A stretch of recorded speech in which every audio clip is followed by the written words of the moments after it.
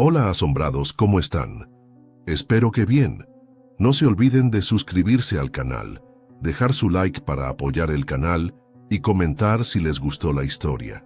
¿Preparados? Entonces, vamos con la historia.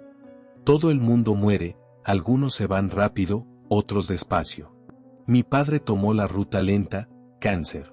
Carcomiendo sus órganos mientras yo me sentaba allí, viéndolo encogerse hasta convertirse en un esqueleto médico. Mi nombre es Vince Wilson, 32 años, divorciado y sentado en una habitación de hospital que olía a antiséptico y desesperación, viendo a la única persona que alguna vez se preocupó por mi desvanecerse, una respiración forzada a la vez. Los médicos le habían dado a papá 3 días como máximo. Cáncer de páncreas en etapa 4, para cuando lo detectaron, la enfermedad ya había colonizado la mayoría de sus órganos principales. Los analgésicos lo mantenían sedado, pero ocasionalmente salía a la superficie, con los ojos vidriosos, tratando de decir algo que no podía entender. No había dormido en 36 horas. Mis ojos me ardían, mi espalda dolía por la silla de plástico, el café de la máquina expendedora sabía a tierra amarga. 3:27 de la mañana, esa zona muerta en los hospitales cuando el turno de noche se mueve a cámara lenta y las luces fluorescentes hacen que todo parezca una fotografía descolorida. La respiración de papá se entrecortó, se detuvo, comenzó de nuevo, entrecortada y húmeda. «No te atrevas», susurré, agarrando su mano, la piel como papel de seda sobre el hueso. «Todavía no. No soy religioso, nunca lo he sido, pero la desesperación nos convierte a todos en creyentes. Por favor», le dije a la habitación vacía, a lo que sea que pudiera estar escuchando, solo un poco más de tiempo. «Haré lo que sea. Solo no te lo lleves todavía». La habitación se volvió fría. No fría de aire acondicionado de hospital, sino fría de congelador. Mi aliento salía en nubes blancas. Un hombre estaba parado en la esquina de la habitación. No lo había oído entrar, no había visto la puerta abrirse. Simplemente apareció, un tipo alto con un costoso traje negro, la cara como una página en blanco. Nada notable en ella, pero sabía que nunca la olvidaría. «Vincent Alan Wilson», dijo, la voz como piedras moliéndose. «Ofreciste lo que sea». Debería haberme aterrorizado, debería haber llamado a una enfermera. En cambio, me sentí tranquilo, como si lo hubiera estado esperando. «¿Quién eres?». Inclinó la cabeza ligeramente. El movimiento no era del todo humano. «¿Sabes quién soy?». Y lo supe. Algo antiguo en mi ADN reconoció la presencia frente a mí. La muerte. Un ligero asentimiento. Entre otros nombres. «¿Puedes salvar a mi padre?». «No salvo vidas, Vincent. Las termino». «Entonces, ¿por qué estás aquí? ¿Por qué te muestras a mí?». Él se acercó a la cama sin hacer un sonido, ni siquiera el chirrido de unos zapatos de vestir en el linóleo. «Porque ofreciste lo que sea, y necesito a alguien que cubra mi turno». Los monitores de papá sonaban de forma constante. Su respiración pareció más fuerte de repente. «¿Qué necesitas?». La muerte sacó un reloj de bolsillo de su chaqueta. Parecía hecho de bronce de cañón con símbolos extraños en lugar de números en su cara. «Una vez cada siglo, necesito descansar. 24 horas para recargar energías». «¿Y quieres que yo?». «Cubras mi turno». «Precisamente». Me reí, hueco y áspero en la habitación silenciosa. «¿Me estás sugiriendo que me convierta en la muerte por un día? Eso es una locura». «¿Más loco que hablar con la muerte misma?». Él gesticuló hacia mi padre. «El momento de Alan Wilson es ahora, pero podría posponerlo. 1 año de vida a cambio de un día de servicio». Me quedé mirando el rostro de mi padre, mejillas hundidas, piel gris, pero era mi papá. El hombre que me enseñó a pescar, a cambiar un neumático, a levantarme después de ser derribado. «¿Por qué yo?», pregunté, sin apartar la vista de papá. «Tienes un historial con la muerte. El accidente de coche, la chica que salvaste que no estaba destinada a ser salvada». Mi sangre se heló. «¿Cómo sabes eso?». «Conozco todas las muertes, Vincent, incluidas las que fueron interrumpidas. Hace 3 años, un choque múltiple en la autopista. Yo trabajaba como paramédico. Encontré a una chica, de 16 tal vez, sin pulso, sin respirar. Mi compañero quería seguir con otras víctimas. Me negué. Trabajé en ella durante 20 minutos, mucho después de que cualquier otra persona se hubiera rendido. Ella volvió. Al día siguiente, empezaron a suceder cosas extrañas. Un hombre que había estado muerto durante horas se sentó en mi camilla. Vi a un niño con el cráneo hundido por un accidente de bicicleta saludarme desde una multitud. Mi compañero nunca vio nada de eso, ni nadie más. La chica debería haber muerto, dijo la muerte, leyendo mis pensamientos. Creaste una ondulación, una irregularidad que necesita corrección. ¿Así que esto es un castigo? Un equilibrio. Se movió a los pies de la cama. Un día de servicio como el apoderado de la muerte. Sigue 4 reglas, completa tus asignaciones y tu padre vive un año más. Un año. 365 días más. Tiempo para un último viaje de pesca. Una última Navidad. Tiempo para decir adiós apropiadamente. ¿Cuáles son las reglas? Primera regla, recoge cada alma de tu lista. Sin excepciones, sin retrasos. Tócalos con el reloj. Cuando lleguen a 0, su alma hace el resto. ¿Y si no lo hago? Se quedan atrapados en su cuerpo muerto. Sienten todo. El rigor, la podredumbre, los gusanos. Para siempre. Cristo. ¿Cuáles son las otras reglas? Las aprenderás cuando sea necesario. Me tendió el reloj. ¿Tenemos un acuerdo, Vincent Wilson? Tu servicio por el año adicional de tu padre. Miré a papá, a las máquinas que lo mantenían vivo, a la sombra de la muerte extendiendo el reloj hacia mí. Sí. El reloj cayó en mi palma, pesado y frío, como sostener un trozo de espacio profundo. ¿Cuándo empiezo? Mañana, de medianoche a medianoche. La muerte se movió de vuelta hacia la esquina de la habitación. Disfruta de la compañía de tu padre, Vincent. Un año pasa rápido. Caminó hacia la esquina y desapareció. Simplemente se fue. La habitación se calentó rápidamente. El reloj en mi mano hizo un tic, tan fuerte como un disparo, luego se quedó en silencio. Los ojos de papá se abrieron, claros, alertas. Su respiración se estabilizó. Vince, dijo, su voz más fuerte de lo que había estado en semanas. ¿Qué pasó? Me siento mejor. Cerré mis dedos alrededor del reloj, escondiéndolo de la vista. Solo descansa, papá. Todo va a estar bien. La mentira sabía a cenizas en mi boca. La recuperación de papá conmocionó a los médicos. Usaron palabras como sin precedentes y milagroso. En 2 días, el cáncer se había retirado de sus órganos. En una semana, estaba sentado, comiendo comida de verdad. En 2 semanas, lo enviaron a casa conmigo, advirtiendo que si bien esta remisión era notable, probablemente no duraría. Yo sabía exactamente cuánto duraría. 1 año. Ni un día más. No hablamos de su enfermedad. Papá siempre había sido práctico en ese sentido. En cambio, hablamos de viajes de pesca que haríamos cuando estuviera más fuerte, de arreglar su viejo Chevelle que había estado en el garaje desde que murió mi mamá, de cualquier cosa menos de la fecha límite que se cernía sobre nosotros. El reloj permaneció en mi bolsillo, frío como un trozo de hielo contra mi pierna, un duro recordatorio del trato que había hecho. La noche antes de mi turno, no pude dormir. Papá estaba roncando en la habitación de mi pequeño apartamento, el sofá cama en la sala de estar era el único lugar que tenía para él.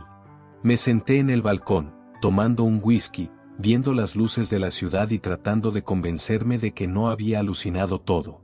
No lo hiciste. Salté, casi se me cae el vaso. La muerte estaba parada en la barandilla, mirando el paisaje urbano. No hagas eso, espeté. ¿Hacer qué? ¿Aparecer de la nada? ¿Leer mis pensamientos? La muerte se encogió de hombros. Tus preocupaciones eran obvias. Se volteó para mirarme.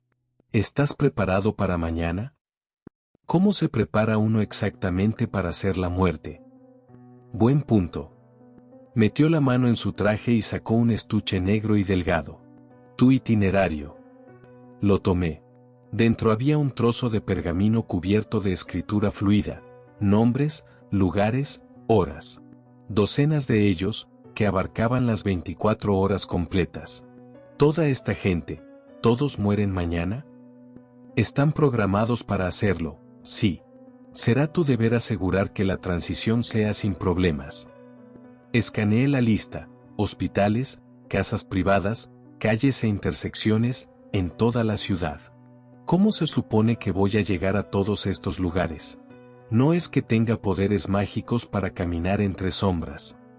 Los tendrás. De medianoche a medianoche, poseerás ciertas habilidades. El reloj te guiará. Cerré el estuche. ¿Y las reglas? Dijiste que había 4. Ya conoces la primera. Las otras se revelarán cuando sea necesario. Miró su propio reloj, un gemelo del que estaba en mi bolsillo.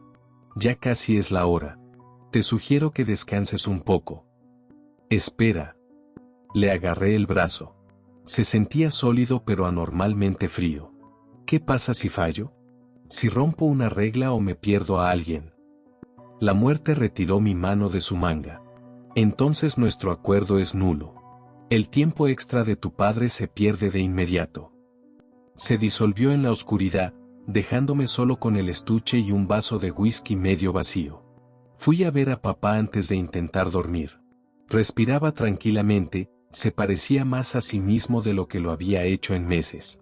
Tenía que tener éxito, por él. El sueño nunca llegó. A las 11:30 de la noche me vestí con jeans negros y un suéter negro, me pareció apropiado para el papel, y esperé. El reloj se enfrió a medida que se acercaba la medianoche. A las 11:59 lo saqué, observando cómo los extraños símbolos cambiaban en su cara. Una cuenta regresiva para mi tenencia temporal como la parca. La medianoche marcó la hora. El mundo cambió. Todo se volvió blanco y negro, como una película vieja. Los sonidos se apagaron y de repente pude ver grietas en el mundo, putas grietas reales donde algo más se filtraba. Agujeros entre el aquí y lo que viene después. El reloj ardió en mi palma, luego se enfrió. El primer nombre de mi lista brilló. Harold Green, hogar de retiro Lakeview, 12:17 de la mañana, paro cardíaco. Algo tiró de mí, no físicamente, sino más profundo. Un imperativo, una compulsión. La esquina de la habitación se abrió como una puerta. Entré, sentí que el mundo se torcía de lado y caminé a través. Salí a un pasillo de hogar de ancianos. La enfermera de noche en el escritorio ni siquiera parpadeó cuando pasé junto a ella. No era invisible, simplemente a nadie le importaba una mierda que estuviera allí. Habitación 307. Dentro, un anciano dormía, la respiración le resonaba en el pecho. El reloj tiró de mí hacia adelante. Harold Green, 12:17 de la mañana, paro cardíaco. Revisé la hora. 12:16, faltaba un minuto. La habitación era austera. No había fotos, ni tarjetas, ni señales de que a nadie le importara. Este hombre estaba muriendo. Exactamente a las 12:17, la respiración de Harold Green cambió, se volvió forzada, luego se detuvo. Su cuerpo se sacudió una vez, luego se quedó quieto. El reloj ardió contra mi piel. Me adelanté y lo toqué en su frente. Algo me atravesó como electricidad, pero más frío. Harold Green dejando su traje de carne atrás y dirigiéndose a donde van los muertos. El reloj se enfrió y apareció nueva información.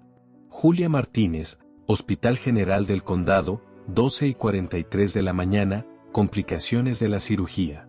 La esquina de la habitación se abrió como una puerta. Entré, sentí que el mundo se torcía de lado y caminé a través.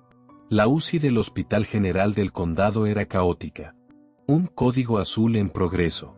Médicos y enfermeras se apresuraban a salvar a Julia Martínez después de lo que debería haber sido una cirugía de vesícula biliar de rutina. Observé desde la esquina, invisible para el equipo médico. El residente que dirigía el código me recordaba a mí mismo cuando era paramédico. La misma intensidad, la misma negativa a rendirse. Vamos, empujen otra ronda de epinefrina, gritó. Revisé el reloj. 12:42. 1 minuto hasta que Julia Martínez tuviera una cita conmigo. El equipo trabajaba frenéticamente, compresiones, medicamentos, desfibrilación. En otra línea de tiempo, podrían haberla salvado. Pero no esta noche. No conmigo parado allí, reloj en mano. Precisamente a las 12:43, el médico tratante lo declaró. Hora de la muerte, 12:43 de la mañana. Me acerqué a la cama, sin ser visto por el equipo médico derrotado, y toqué el reloj en la frente de Julia. Esa misma sensación. Un pasaje, una liberación. Otra alma cruzó al otro lado. El reloj reveló mi siguiente cita y la noche continuó. Del lecho de muerte a escena de accidente, de habitación de hospital a casa privada. Algunas muertes eran pacíficas, ancianos que se desvanecían rodeados de la familia. Otras eran violentas, un apuñalamiento fuera de un bar, una sobredosis de drogas en un baño sucio, una víctima de un derrame cerebral encontrada sola en su apartamento. Los recogía todos, exactamente a la hora programada. Sin excepciones, sin retrasos. Al amanecer no sentía nada. Vacío. La muerte no era el villano de negro que siempre había imaginado, solo un trabajo, como la recolección de basura, pero para las personas. El reloj se quedó temporalmente en silencio a medida que salía el sol, una pausa en mi horario. Me encontré en un parque, sentado en un banco, viendo a los corredores matutinos que no tenían idea de que la muerte los estaba observando. Un tipo se sentó en el otro extremo de mi banco. Traje negro como el de la muerte. La misma inmovilidad imposible, como si no estuviera respirando. Un rostro que no debería quedarse en tu memoria, pero lo hizo. Vincent Wilson, dijo sin mirarme. Lo has hecho bien hasta ahora. ¿Quién eres? Un asociado de la muerte. Monitoreo a los apoderados. Ha habido otros como yo. Muchos. Pocos completan su servicio con éxito. Eso no fue tranquilizador. ¿Qué les pasa a los que fallan? No quiere saberlo. Metió la mano en su abrigo y sacó un sobre, sellado con cera negra. La segunda regla. Rompí el sello. Dentro había una tarjeta con escritura fluida. Regla 2. Nunca debes intentar prevenir una muerte programada. ¿Eso no está cubierto por la primera regla? Pregunté. La regla 1 requiere la recolección a la hora señalada. La regla 2 prohíbe la interferencia antes de ese momento. Se puso de pie. Serás puesto a prueba con esto pronto. ¿Probado cómo? Pero ya se estaba alejando. Dio 3 pasos y simplemente ya no estaba allí. El reloj vibró contra mi pierna. Mi siguiente cita. Annie Kelly, Hospital Infantil Memorial, 9:17 de la mañana, leucemia aguda. Un niño. Maldita sea. El aire se partió frente a mí. Entré por la grieta, mi estómago se apretó como si hubiera tragado vidrio roto. La regla 2 estaba a punto de patearme los dientes. El Hospital Infantil Memorial estaba pintado en colores primarios que parecían vómito en mi nueva visión en blanco y negro. Pasé por delante del mostrador de recepción, del guardia de seguridad, por pasillos decorados con animales de dibujos animados. Nadie me miró, a nadie le importó. El reloj ardía contra mi piergo. Annie Kelly, habitación 412, 9:17 de la mañana, leucemia aguda. La niña tenía 8, tal vez 9 años. Calva por la quimio, la piel tan pálida que se veían venas azules dibujando su cráneo. No parecía dormida, parecía muerta ya, excepto por el débil subir y bajar de su pecho. Una mujer estaba desplomada en la silla al lado de la cama, la mamá. La cabeza baja, agarrando la pequeña mano de su hija. Ojeras oscuras bajo sus ojos, como si no hubiera dormido en días. Probablemente no lo había hecho. Revisé el reloj. 9:16 de la mañana, 1 minuto hasta que esta niña fuera borrada. Una parte de mí quería correr, decirle a la muerte que se metiera sus reglas por donde no le diera el sol y que me devolviera a mi padre. Pero sabía el precio del fracaso.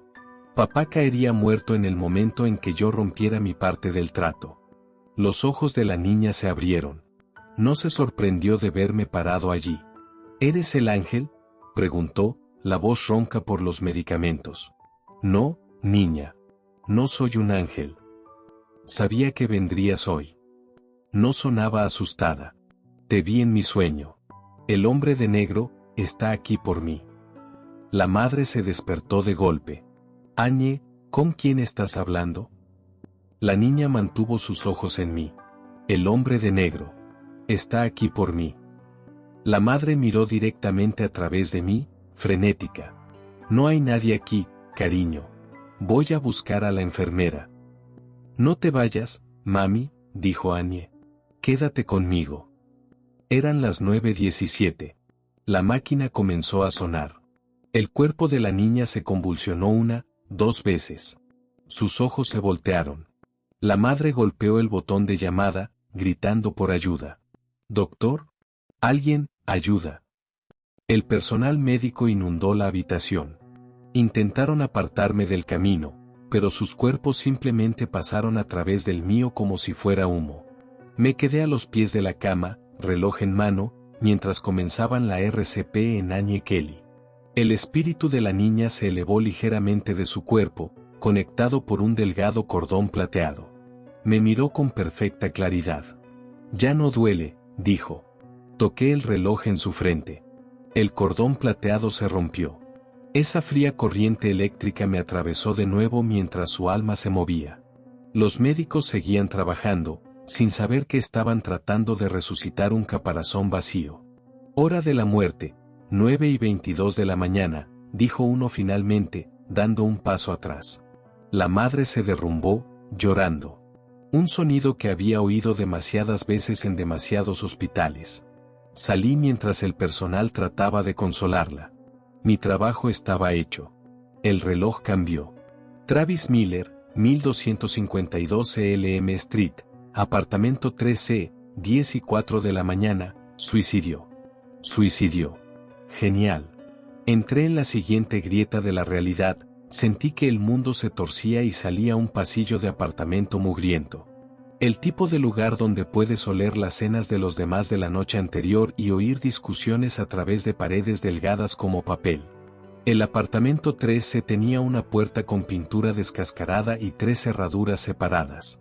Adentro, un hombre caminaba de un lado a otro en un apartamento tipo estudio. Veintitantos, sin afeitar, los ojos salvajes por la falta de sueño. Travis Miller. Seguía mirando los frascos de pastillas alineados en el mostrador de su cocina, luego a la nota a medio escribir junto a ellos, luego de vuelta a caminar. El reloj decía 9:58 de la mañana 6 minutos hasta que estuviera programado para morir. Había respondido a suicidios como paramédico. Los que sobrevivían a menudo decían que sentían arrepentimiento en el momento en que lo hacían. Los que no, bueno, estaba a punto de descubrir si eso era cierto.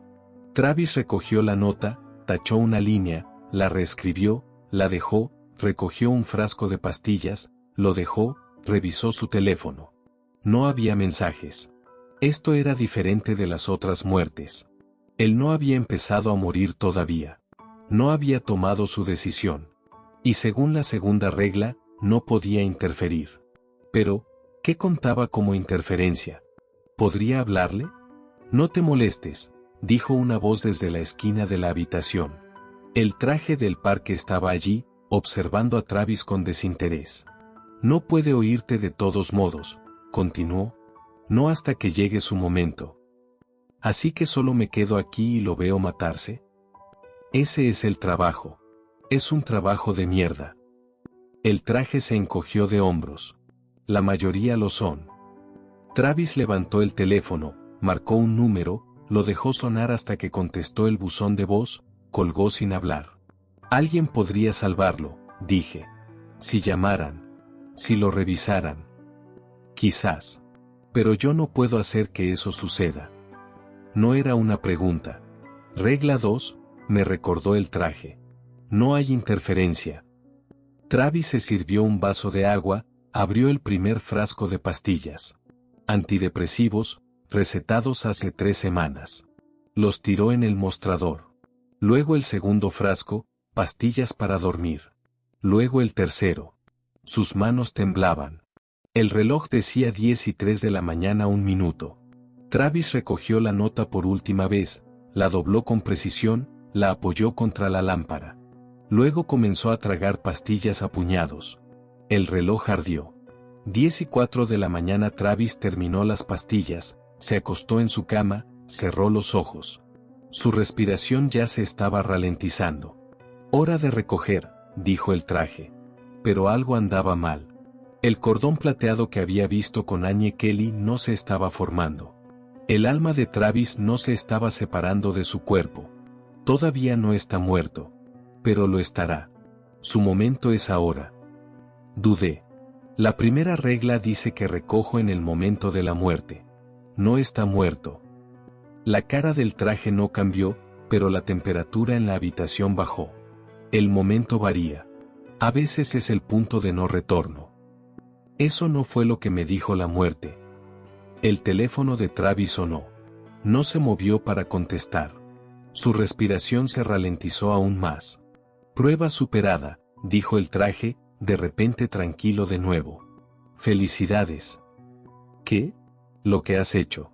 Aplicaste correctamente la regla 1 a pesar de la presión para romperla. Bien. Metió la mano en su chaqueta y sacó otro sobre. La tercera regla. Lo tomé, rompí el sello. Leí la escritura fluida. Regla 3. Nunca debes revelar la hora de la muerte a los vivos. Eso parece bastante fácil, dije. El traje sonrió. No fue agradable. Ya veremos. Caminó hacia la pared y desapareció. La respiración de Travis se había vuelto superficial, sus labios se ponían azules. El reloj ardió de nuevo. Esta vez apareció el cordón plateado. Su alma estaba dejando su cuerpo. Toqué el reloj en su frente, sentí esa fría sacudida eléctrica. El teléfono en la mesita de noche seguía sonando. Demasiado tarde. El día continuó, un ataque al corazón en una oficina del centro, un derrame cerebral en un supermercado, un accidente de coche en la autopista. Los recogía todos, precisamente a la hora programada. A media tarde empecé a entender el patrón. Las muertes naturales eran simples, una separación limpia del alma del cuerpo. Las muertes violentas eran más desordenadas, las almas confusas, a veces resistentes. Los suicidios tenían una cualidad particular, como si el alma estuviera tanto ansiosa como reacia a irse. Cada vez que sentía esa fría corriente eléctrica, cada vez me dejaba un poco más entumecido, un poco menos yo mismo. Mi cita de las 3:45 de la tarde fue en el Hospital General del Condado de nuevo. Paul Turner, envenenamiento por alcohol. Lo encontré en la UCI, amarillo por la insuficiencia hepática, conectado a máquinas que lo mantenían técnicamente vivo. La familia lo rodeaba, la esposa, 2 hijos adolescentes, una hermana. Un médico les estaba explicando la muerte cerebral, preguntando sobre la donación de órganos. La esposa asentía entre lágrimas. Revisé el reloj. 3:44 de la tarde. El médico apagó el ventilador. La máquina se quedó en silencio. El pecho del hombre dejó de moverse. 3:45 de la tarde. Pasé a través de la familia para tocar el reloj en la frente de Paul Turner. Su alma se fue fácilmente, casi con avidez. Uno de los sencillos. Cuando me di la vuelta para irme, la esposa me miró directamente. No a través de mí, como la mayoría de la gente, sino a mí. Frunció el ceño, confundida, como si hubiera visto algo que no podía procesar. «Oye», me llamó una voz desde el pasillo mientras salía. Un hombre en batas azules se apresuró a alcanzarme. 40 y tantos, cabello sal y pimienta, ojeras oscuras. Dr. Thomas Kelly, según su identificación. ¿Puedo ayudarlo?, preguntó, bloqueando mi camino.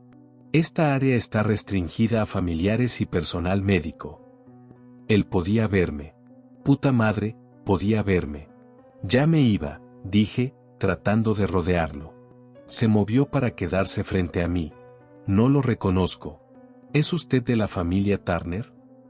No. Soy de... Casi dije la muerte, me detuve. Soy de la administración del hospital. El doctor Kelly frunció el ceño. ¿Con esa ropa? No lo creo. Seguridad. Un guardia levantó la vista de su escritorio, luego volvió a su teléfono. No podía verme. El médico parecía confundido. ¿Qué diablos? Debería olvidar que me vio, dije. Es mejor así. ¿Estaba en la habitación de Turner? ¿Qué estaba haciendo ahí? El reloj vibró contra mi pierna. Mi siguiente cita. Pero este médico estaba causando problemas. Intenté pasar a su lado. Su mano pasó a través de mi hombro como si estuviera hecho de niebla. Sus ojos se abrieron de par en par. ¿Qué diablos eres?, susurró. Antes de que pudiera responder, el traje apareció al final del pasillo, observándonos.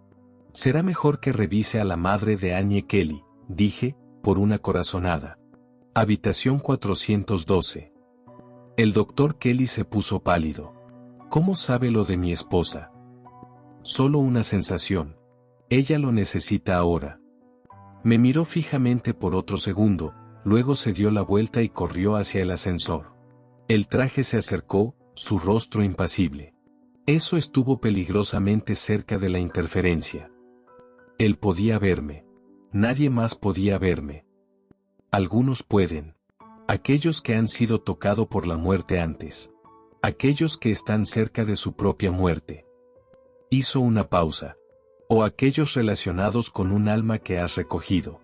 Annie Kelly. La niña de esta mañana. El doctor Kelly era su padre. ¿Sabías que eso pasaría?, dije. Una prueba, respondió el traje. La pasaste. No revelaste nada sobre la hora de la muerte de su hija, ni la suya. ¿La suya? ¿Está en mi lista? El traje sonrió finamente. Eso sería romper la regla 3, ¿no? Revisé el reloj. Mi siguiente cita estaba al otro lado de la ciudad en 20 minutos. Tengo que irme. De hecho, sí. El traje se hizo a un lado. Recuerda las reglas, Vincent. El día solo va por la mitad. Mi cita de las 4:15 de la tarde fue un hombre sin hogar que se congeló hasta morir en un callejón. La de las 5:30 fue una anciana que murió sosteniendo la mano de su esposo después de 62 años de matrimonio. La de las 7:45 fue un adolescente que estrelló el auto de su padre contra un poste de teléfono. Cada alma recogida me dejaba sintiéndome menos humano. Al anochecer, estaba operando en piloto automático. Tocar el reloj. Sentir la sacudida. Pasar al siguiente nombre. Justo después de las 9 de la noche, el reloj me llevó a una dirección familiar. Mi propio edificio de apartamentos. Mi sangre se heló. ¿Papá? ¿La muerte se estaba retractando de nuestro trato? Subí las escaleras de 3 en 3, entré por la puerta de mi apartamento y encontré a papá dormido en el sofá, roncando suavemente. La televisión reproducía un viejo western. No era él. Todavía no. El reloj me dirigió al apartamento directamente encima del mío, el 3B. Lisa Ramírez, 9:17 de la noche, aneurisma. Había visto a Lisa en el ascensor un par de veces. 30 y tantos, madre soltera, siempre se veía cansada pero siempre tenía una sonrisa. Entré por la puerta. El apartamento tenía la misma disposición que el mío, pero invertida. Juguetes esparcidos por el suelo de la sala, platos sucios en el fregadero, fotos de un niño en cada pared. Lisa estaba sentada en la mesa de la cocina, con la cabeza entre las manos, frotándose las sienes. Migraña, probablemente pensó. Pero yo sabía mejor. El niño, de 8 o 9 años, estaba sentado en el sofá jugando un videojuego con el sonido silenciado. «Mami, ¿puedo tomar un refrigerio?», llamó. «En un minuto, Jaque», respondió ella, la voz tensa por el dolor. A mami le duele la cabeza. 9:16 de la noche. Lisa se puso de pie, se tambaleó ligeramente. «Creo que necesito acostarme un minuto, mijo, ¿puedes?». Nunca terminó la frase. Sus ojos se voltearon y se desplomó, golpeando el suelo con un ruido sordo que hizo sonar los platos en el fregadero. «Mami, el niño detuvo su juego. Mami. Sacudió su hombro. Mami, despierta, mami. 9:17 de la noche. Me arrodillé junto al cuerpo de Lisa mientras su hijo gritaba pidiendo ayuda, golpeando la puerta del apartamento, rogando a los vecinos que llamaran al 911. El cordón plateado se formó. Toqué el reloj en su frente. Sentí la sacudida, pero esta vez sucedió algo más. Mientras su alma pasaba a través de mí, capté una visión. Un destello de su vida, el nacimiento de su hijo, sus primeros pasos, su primer día de escuela, el feroz amor que sentía por él, el terror de dejarlo solo. Cuida de mi niño, susurró su alma mientras pasaba. No puedo, dije. Eso no es parte del trato. Pero ella ya se había ido y los gritos del niño llenaron el apartamento mientras los vecinos finalmente respondían. Me puse de pie, retrocediendo de la escena. El reloj cambió, mostrando mi siguiente cita. Mi estómago se revolvió cuando vi el nombre, Jaque Ramírez, Hospital General del Condado, 11:58 de la noche, hemorragia cerebral. El hijo de Lisa. Justo antes de la medianoche. El final de mi turno. ¿Qué diablos? El niño estaba perfectamente sano. ¿Cómo podría morir esta noche? Luego lo entendí. Aneurisma hereditario. Lo mismo que mató a su madre lo mataría a él. Tal vez por el estrés y el trauma de encontrar su cuerpo. Tal vez solo eran malos genes y un momento terrible. De cualquier manera, estaba programado para recoger el alma de un niño de 9 años que acababa de perder a su madre. Mi última cita antes de que terminara mi turno. No, dije en voz alta. No voy a hacerlo. El traje apareció a mi lado mientras los vecinos se aglomeraban en el apartamento. Alguien realizaba RCP en Lisa mientras otro intentaba calmar al niño histérico.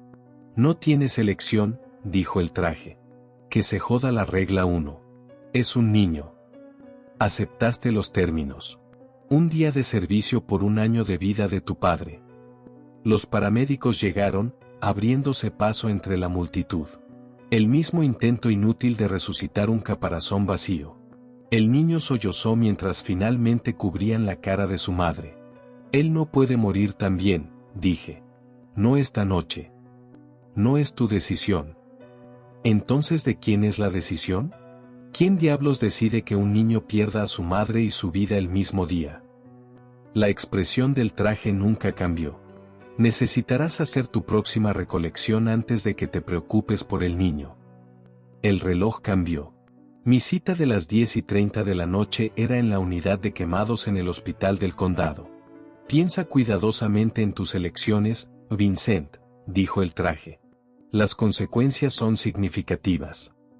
Desapareció, dejándome solo con el niño en duelo y el conocimiento de que estaba programado para recoger su alma en menos de 3 horas. Había encontrado una laguna con Travis Miller. No podía recoger hasta el momento de la muerte real. Pero Jaque Ramírez se dirigía al hospital.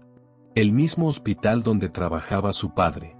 El doctor Kelly podría verme de nuevo. Podría intentar interferir. Necesitaba resolver esto rápido. Encontrar una manera de salvar al niño sin romper la regla 1. O tal vez romper la regla 1 y encontrar una manera de salvar a mi padre también. El reloj ardía contra mi pierna. Mi cita de las 10:30 esperaba. Entré en la siguiente grieta de la realidad, mi mente acelerada con planes a medio formar e ideas desesperadas. Tenía que haber una manera. Tenía que haber una tercera regla. Regla 3. Nunca debes revelar la hora de la muerte a los vivos. Pero, ¿y si lo hiciera?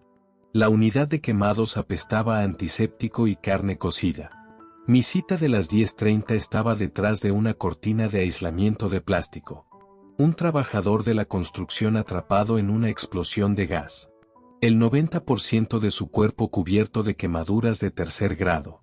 Su familia se había despedido hace horas, dejándolo morir, lleno de morfina. Un acto de piedad, ese. Toqué el reloj en lo que quedaba de su frente y sentí que su alma se disparaba a través de mí, como si no pudiera esperar a irse. Revisé la hora. Casi las 11 de la noche. Menos de una hora hasta que el niño Ramírez fuera admitido. Menos de una hora para descubrir cómo romper las reglas sin romper el trato. El Hospital General del Condado era un caos después del anochecer. Heridas de bala, sobredosis, conductores ebrios.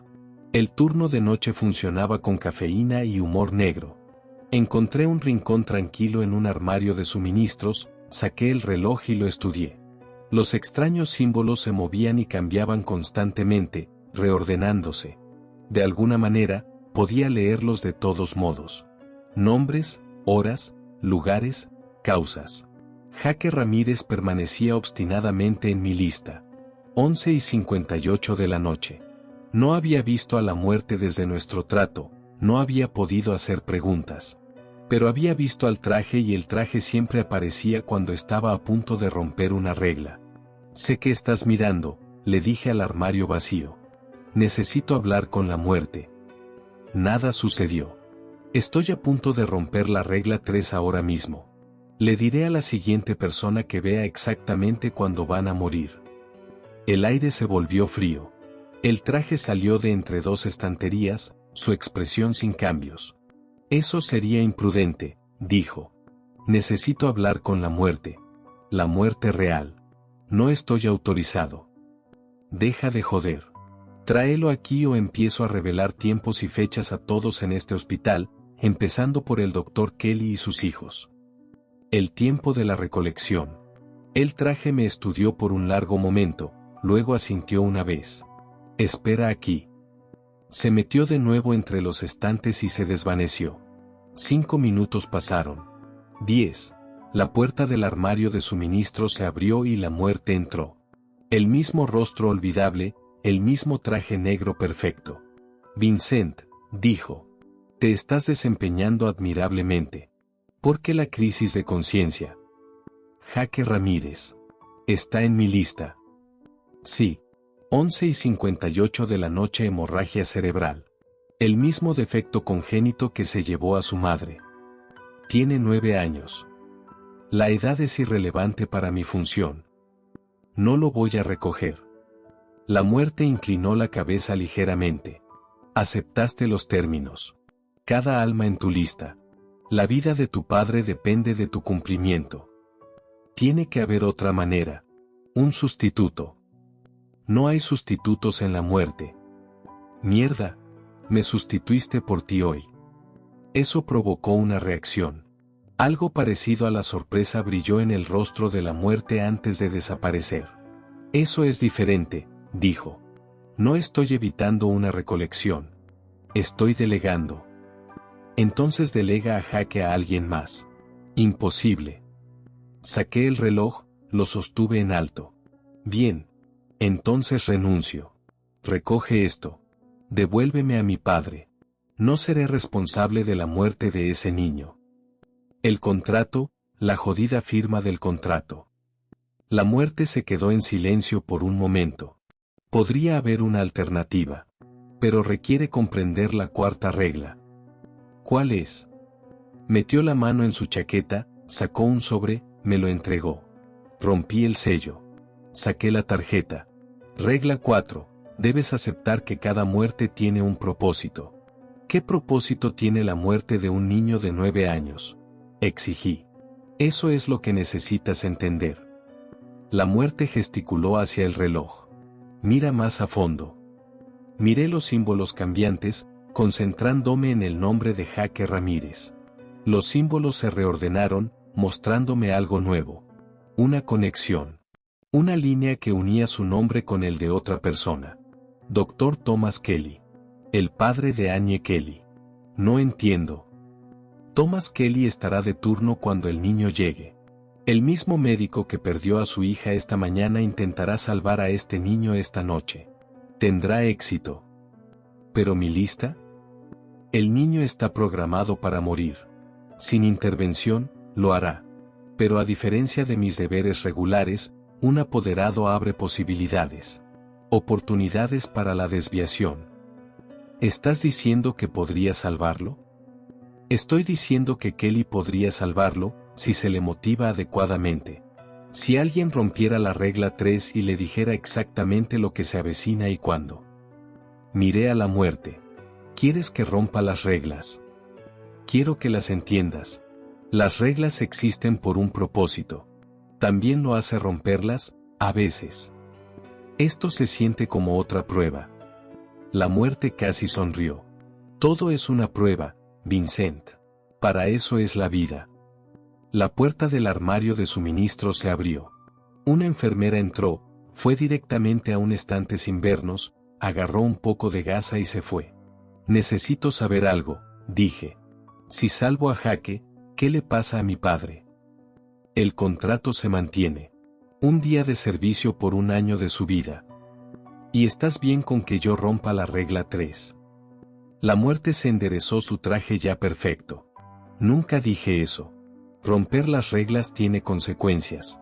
Simplemente expliqué lo que es posible. ¿Qué consecuencias? Eso depende de qué regla rompas y cómo. Miró su propio reloj. Tienes 30 minutos antes de que el niño llegue. Elige sabiamente. La muerte caminó hacia la puerta, se detuvo. Recuerda la regla 4, Vincent. Cada muerte tiene un propósito. Incluida, eventualmente, la tuya. Se fue, cerrando la puerta detrás de él. Miré el reloj. Jake Ramírez, 11:58 de la noche. Tenía un plan formándose. Uno peligroso. Encontré al Dr. Kelly en la sala de médicos, mirando una taza de café frío. Sus ojos estaban rojos. Había estado llorando. Usted, dijo cuando entré. No había sorpresa en su voz, solo agotamiento. El fantasma de antes. No soy un fantasma. Entonces, ¿qué eres? Porque mi mano te atravesó y seguridad jura que nadie con tu descripción entró en este hospital. Soy un temporal, dije. Sustituyendo a alguien que necesitaba un día libre. ¿Un temporal de qué? Me senté frente a él. Vas a recibir a un niño de 9 años en unos 20 minutos. Jake Ramírez. Su madre murió de un aneurisma cerebral esta noche. Él va a presentarse con un fuerte dolor de cabeza, confusión y vómitos. El mismo aneurisma. El mismo defecto genético. Kelly se enderezó. ¿Cómo diablos podría saber eso? Eso no importa. Lo que importa es que está programado para morir a las 11:58 de la noche, a menos que lo detengas. ¿Programado? Kelly negó con la cabeza. ¿Quién diablos eres? Te lo dije, un temporal. Y estoy rompiendo una regla al hablar contigo ahora mismo, así que escucha con atención. El niño llegará a las 11:40. La tomografía inicial se verá normal. Querrás enviarlo a observación, darle analgésicos. No lo hagas. Llévalo a cirugía de inmediato. Recorta el aneurisma antes de que explote. Kelly me miró fijamente. Esto es una locura. Tu hija, Annie, me dijo que me vio en sus sueños antes de que yo viniera. Sabía que yo vendría por ella. Todo el color desapareció del rostro de Kelly. ¿Cómo sabes lo de Annie? Estuve allí esta mañana. Habitación 412. 9:17 de la mañana. Kelly se abalanzó sobre la mesa, intentó agarrar mi camisa. Sus manos me atravesaron. ¿Qué le hiciste a mi hija? Nada. Solo la ayudé a seguir adelante. Dijo que ya no dolía. Esas fueron sus últimas palabras. Se desplomó en su silla. La muerte, o algo así. Algo parecido. Y te digo que Jake Ramírez morirá a las 11:58 de la noche a menos que intervengas. Se supone que no debo decirte esto. Hay reglas. ¿Por qué me lo dices, entonces? Porque algunas reglas necesitan ser rotas. Me puse de pie. Sálvalo, Dr. Kelly. Por tu hija, por su madre, por ti mismo. Salí, dejándolo mirando fijamente. Las puertas de la sala de emergencias se abrieron de golpe exactamente a las 11:40 de la noche. Los paramédicos entraron con una pequeña camilla. Un niño de 9 años con los ojos cerrados por el dolor. Jake Ramírez, 9 años, encontrado inconsciente en casa. El paramédico recitó otra muerte en la llegada por aneurisma cerebral. Recuperó la conciencia en la ambulancia, quejándose de un fuerte dolor de cabeza y náuseas. Presión arterial elevada, pulso rápido. El doctor Kelly se adelantó. Yo me encargo de este. Me miró directamente, donde yo estaba parado en la esquina, asintió una vez, luego se volteó hacia los paramédicos. Llévenlo a la tomografía de inmediato y preparen un quirófano. Sospecho una hemorragia intracraneal. El equipo se puso en acción. Kelly siguió la camilla, dando órdenes, salvando una vida en lugar de perder una. El traje apareció a mi lado. Rompiste la regla 3. Sí. Habrá consecuencias. Me lo imaginé. El traje casi parecía impresionado. El niño vivirá. Su nombre ha desaparecido de tu lista. Revisé el reloj. Tenía razón. Jaque Ramírez ya no estaba. Reemplazado por otro nombre, otra ubicación. Vincent Wilson, Hospital General del Condado, 11:58 de la noche, hemorragia cerebral. Mi propio nombre. Mi propia muerte. En 2 minutos. Una vida por una vida, dijo el traje. El equilibrio se mantiene. ¿La muerte lo sabe? La muerte lo arregló. Tu prueba final. ¿La prueba de qué? La regla 4. Cada muerte tiene un propósito. Asentí lentamente. Mi muerte salva al niño y completa tu contrato. Mi padre obtiene su año. ¿Dolerá? El traje realmente sonrió por un momento. Luego, nada duele. Nunca más. Me senté en una silla de la sala de espera, de repente cansado. Cansado hasta los huesos. Mi cabeza comenzó a palpitar. 11:57 de la noche, necesito saber algo, dije mientras mi visión comenzaba a nublarse. ¿Todo esto estaba predeterminado? ¿Siempre iba a elegir esto? Las opciones eran reales. Las consecuencias son reales. El traje revisó su reloj. Tu año de servicio está casi completo. ¿Año? Solo me inscribí por un día. El tiempo funciona de manera diferente en el otro lado. Mi nariz comenzó a sangrar. El dolor en mi cabeza se intensificó. 11:58 de la noche. En algún lugar del hospital, el doctor Kelly estaba salvando a Jaque Ramírez. En algún lugar al otro lado de la ciudad, mi padre dormía plácidamente con otro año de vida por delante. En cuanto a mí, el mundo se puso blanco, luego negro, luego algo completamente diferente. Mi padre vivió exactamente un año más, hasta el día. Tiempo suficiente para ese viaje de pesca, esa última Navidad, ese adiós apropiado. Murió pacíficamente en su sueño, conmigo sentado a su lado. Cuando dio su último aliento, vi a la muerte de pie en la esquina de la habitación. La muerte real. No un temporal como yo había sido. Está listo, dije. La muerte asintió. ¿Cómo se acordó? Va a donde yo fui, eventualmente. Tiene algún tiempo con tu madre primero. La muerte se acercó a la cama, sacó su reloj, lo tocó en la frente de mi padre. Esa familiar sacudida eléctrica pasó entre ellos. Cumpliste tu parte del trato, dije.